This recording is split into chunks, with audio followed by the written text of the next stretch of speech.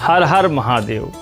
नमस्कार दोस्तों, 19 कथा और रहस्य के इस एपिसोड में आपका बहुत बहुत स्वागत है। मैं हूं आपका अपना राम प्रवीणाचार्य मिश्र। दोस्तों, आज मैं आपको जो कहानी सुनाने जा रहा हूं उसे सुनकर आप ज्ञान के चक्षु तो खुलेंगे ही, लेकिन साथ ही साथ आप हंसते हंसते लोटपोट भी हो जाएंगे। आज की कथा में इतना सस्पेंस है, इतना जादू है और इतनी कॉमेडी है कि अगर आपने इसे बीच में छोड़ा तो समझ लीजिए आपने एक अच्छी सी स्टोरी को मिस कर दिया।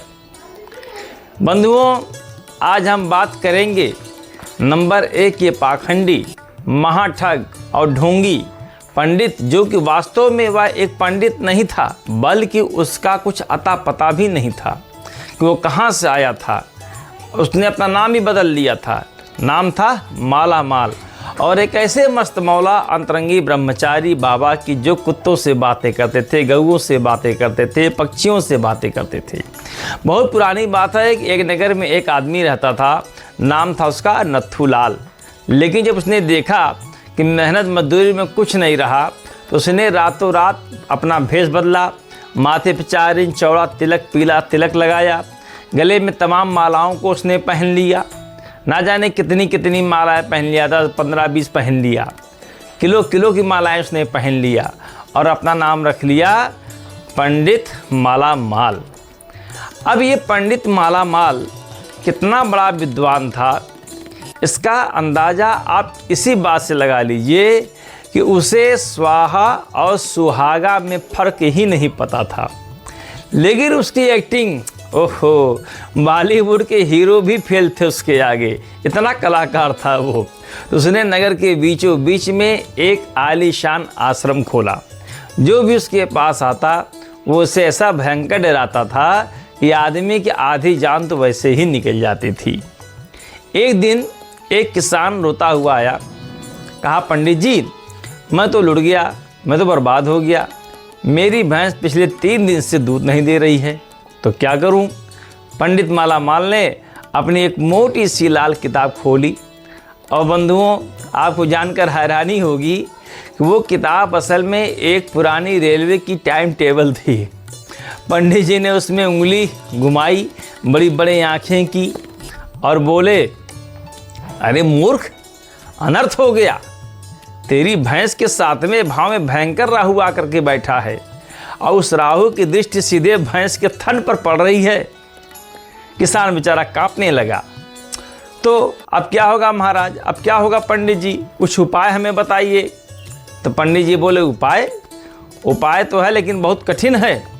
21 दिन तक तेरी भैंस को काजू बर्फी खिलानी पड़ेगी और उसके सींगों पर स्विट्जरलैंड से मंगवाया हुआ शुद्ध चंदन लगाना पड़ेगा। इसका खर्च पूरा 51,000 रुपया आएगा। उसको जमा करा दे काउंटर पर, वरना तेरी भैंस तो भी हवा में उड़ने लगेगी। अब बंधुओं, अब बेचारी भैंस उड़े ना उड़े, लेकिन उस किसान के होश जरूर उड़ गए। ऐसे ही डरा डरा कर उस ढोंगी ने पूरे नगर को लूट रखा था और उसके पास इतना पैसा आ गया कि वो पानी भी जो है चांदी के गिलास में पीता था। अब चलते हैं नगर के बाहर, जहाँ एक पुराने सूखे हुए बरगद के पेड़ के नीचे एक सच्चे और मस्त संत आकर रहने लगे थे। उनका नाम था ब्रह्मचारी बाबा। तो ब्रह्मचारी बाबा का स्टाइल एकदम अलग था। तन पर बस एक लंगोटी और हाथ में एक टेढ़ा मेढ़ा डंडा।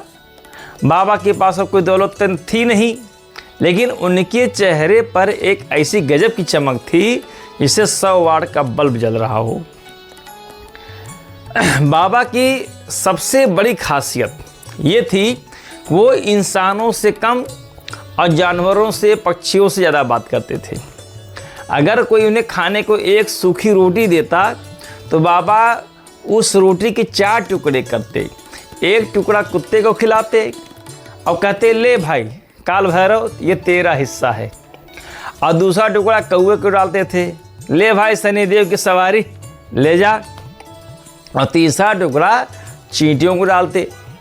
और जो एक टुकड़ा छोटा सा बचता था उसे पानी में डुबो कर खुद खा लेते और ज़ोर से चिल्लाते, ठन ठन गोपाल, सब है मेरा, सब है मेरा।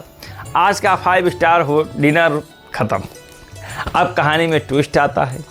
नगर में एक सेठ आता था, क्या नाम था? सेठ करोड़ी मल।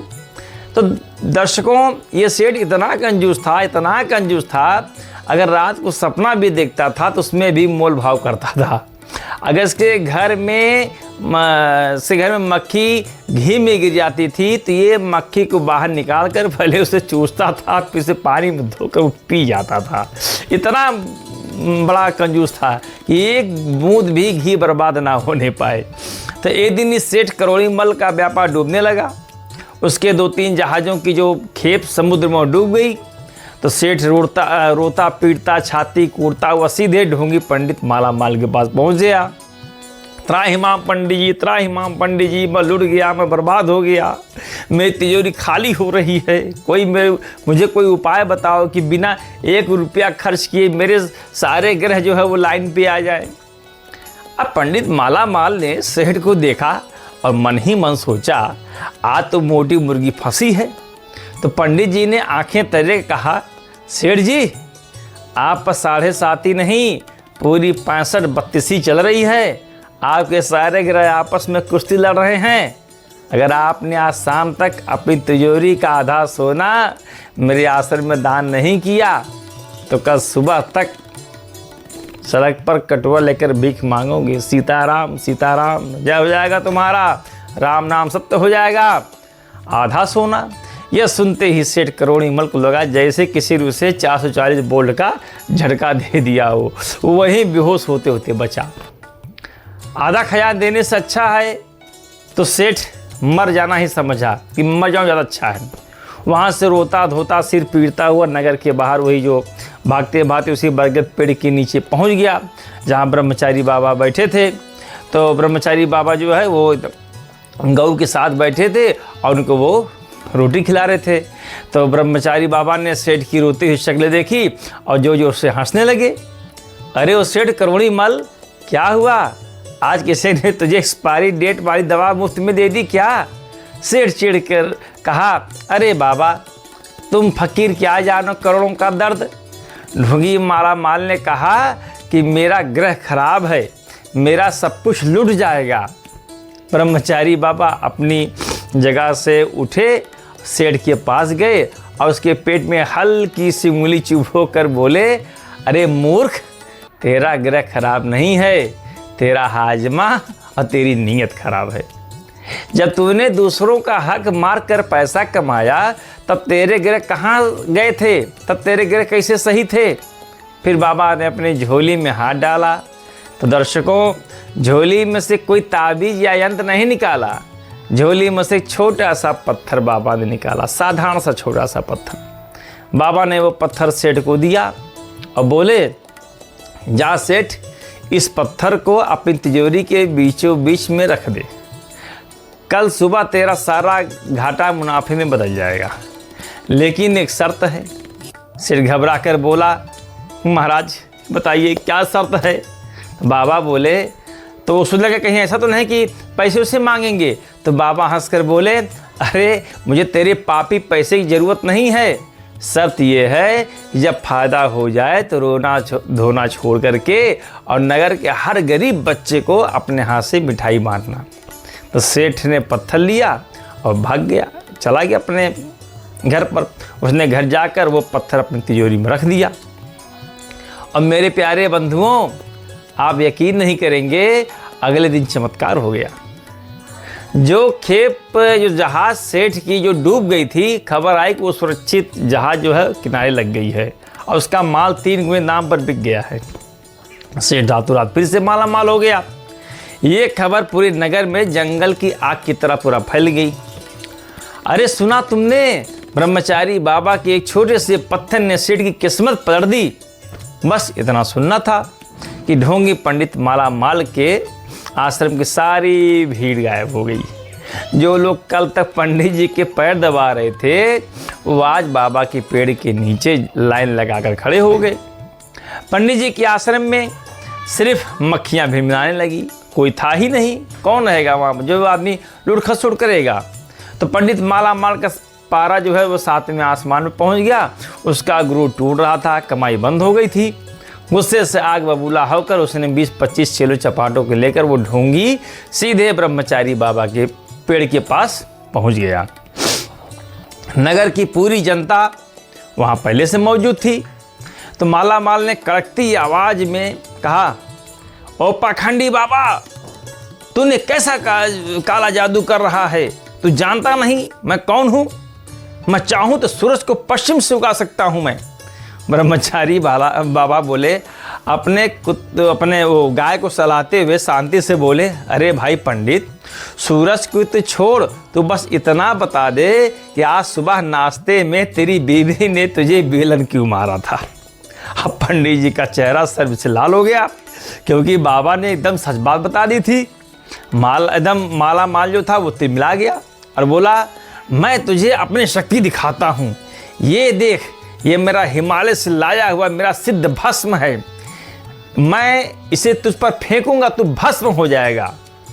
माला माल ने जैसे ही अपनी झोली से भस्म निकाल करके फेंकना चाहा, तभी भीड़ में से उसकी ही पत्नी चिल्लाने लगी, अरे ये झूठे, वो मक्कार, ये कौन सी हिमालय की भस्म है तू लेकर आया है? ये तो सुबह चूल्हे से निकली हुई लकड़ी की राख है जो तू डिब्बे में भर लाया था।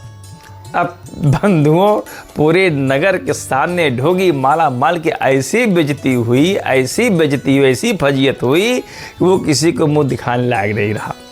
लोग उस पर हंसने लगे, टमाटर और अंडे फेंकने की बात करने लगे। माला माल ने गुस्से में कांपते हुए बाबा को श्राप दिया, मैं तुझे बर्बाद कर दूंगा। आज से 7 दिन बाद तेरा ये बरगद का पेड़ भी जलकर खाक हो जाएगा। ये मेरा श्राप है। अब ध्यान से सुनिए प्यारे, जो दूसरों के लिए गड्ढा खोदता है वो खुद उसमें कैसे गिरता है। 7 दिन बीत गए, ढोंगी का श्राप बाबा के पेड़ का एक पत्ता भी नहीं हिला पाया। लेकिन 7वें दिन की रात पंडित माला माल के खुद के आलीशान आश्रम में भयंकर सा शॉर्ट सर्किट हो गया। ऐसी आग लगी कि रातों रात उसका सारा ढोंग, सारी किताबें, लूटा हुआ सारा सोना चांदी सब कुछ पिघल कर राख हो गया। नगर के सबसे घमंडी और अमीर पाखंडी एक झटके में सड़क पर आ गया, शिखर से शून्य पर आ गया। अगले दिन सुबह ठंड से कांपता हुआ और कालिख से पुता हुआ चेहरा लिए फटे कपड़ों में ढोंगी पंडित उसी बरगद के पेड़ के नीचे पहुंचा। उसे लगा कि आज तो बाबा उसकी जान ही ले लेंगे, आज सारी जनता उसे पीट पीट कर मार डालेगी। वो बाबा के चरणों में गिर पड़ा और रोने लगा। लेकिन दोस्तों, सच्चे संत का हृदय एकदम नवनीत मक्खन से भी कोमल होता है। ब्रह्मचारी बाबा ने जैसे ही उसे देखा, वो दौड़ कर आए और उस ढोंगी को अपने गले से लगा लिया। बाबा ने अपनी आधी सूखी रोटी उसे खिलाई और उसके सिर पर हाथ फेरते हुए कहा, रो मत पगले, आज से तू आज़ाद हो गया। ये ढोंग, ये लालच की जो बेड़ियां तूने पहन रखी थी, आज वो जल गई। अब तू बिल्कुल खाली हो गया है, शून्य हो गया है। और याद रख, जब इंसान शून्य हो जाता है तब इसके भीतर ईश्वर का निवास होता है। उस एक पल में उस ढोंगी नथुलाल के भीतर का सारा अंधकार मिट गया। बाबा के निस्वार्थ प्रेम ने एक महाठग को अंदर से धोकर निर्मल कर दिया। उसने उसी पल अपना सारा पाखंड छोड़ दिया। वो ब्रह्मचारी बाबा का शिष्य बन गया। उसने दोबारा ज्योतिष को पढ़ा, लेकिन इस बार पैसा लूटने के लिए नहीं, बल्कि सच्ची विद्या सीखने के लिए। धीरे धीरे उसने अपने सच्ची सेवा से लोगों का दिल जीता। जिस इंसान ने अपना सब कुछ खो दिया था, उसने अध्यात्म और सत्य के बल पर वो ऊंचाई छुई जो उस ढोंग से कभी नहीं पा सका था। तो देखा आपने दोस्तों, कैसे एक सच्चे और मस्त मौला बाबा ने एक पाखंडी का पूरा जीवन ही बदल कर रख दिया।